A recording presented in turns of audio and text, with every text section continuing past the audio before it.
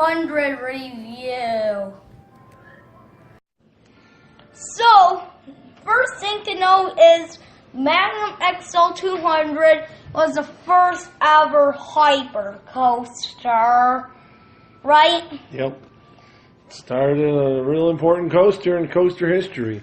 Yep. Started a lot of coaster wars, got other amusement parks to build. Like hyper coasters to try to get bigger and faster than that. Yep. And like he said, it started a lot of good things. Like more big coasters like Raptor, Millennium Force, you know. Yep. It's an important historical coaster. Yep. But on the other hand, it's pretty rough, right? I thought it was very rough, but it's an older coaster. It's 16 years old now, so it's not going to be smooth like some of these other brand new B&Ms out there. But like Behemoth and Nitro, but it's just still a fun ride. Yeah. So basically, we got the Fast Pass. We didn't need that. It was a walk up. Yep. And no line at all.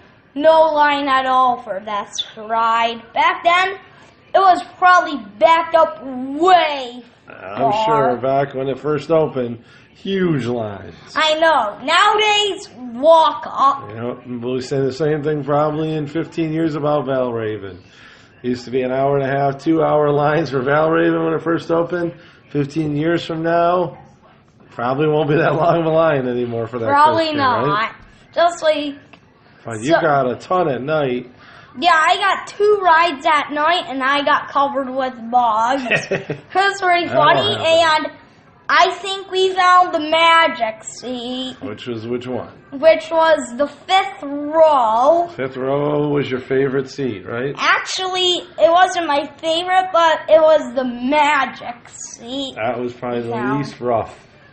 Actually, the magic seat has great airtime. Great, but super rough.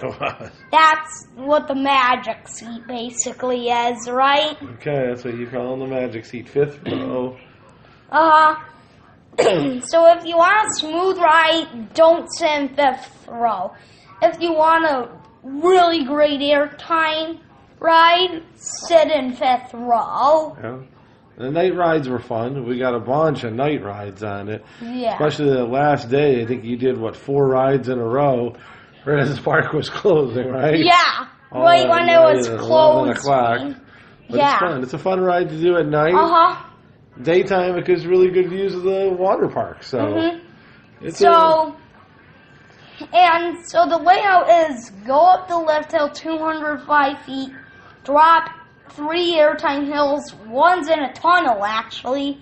This ride has a lot of tunnel. It does. Then it goes into a helix, 7 more airtime hills, 4 in a tunnel, and then you come to the brakes. It's a really fun ride, but on the same really rough, right? I thought it was same rough. Track. I mean, we have a hyper coaster right here at Darien Lake, Superman, and that's a pretty smooth coaster.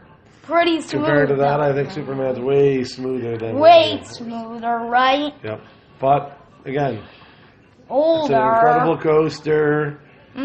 Started some huge stuff, so it's a really good coaster. Huge stuff like Dragster and King Dekai, you know? It's a famous and good roller coaster.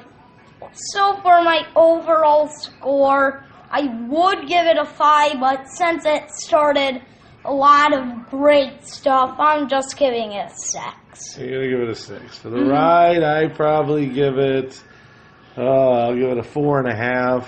Historical factor, it gets a 10. If you're just looking at for the history of it, give it a 10. It gets a 10. First hyper coaster, you got to get a 10, but if you're kind of a rough ride now. Make sure to subscribe and Rena's lazy and out here. Yeah. She's sleeping on the couch, but she still wants to say goodbye. And make sure to tell us what you think of Magnum XL 200.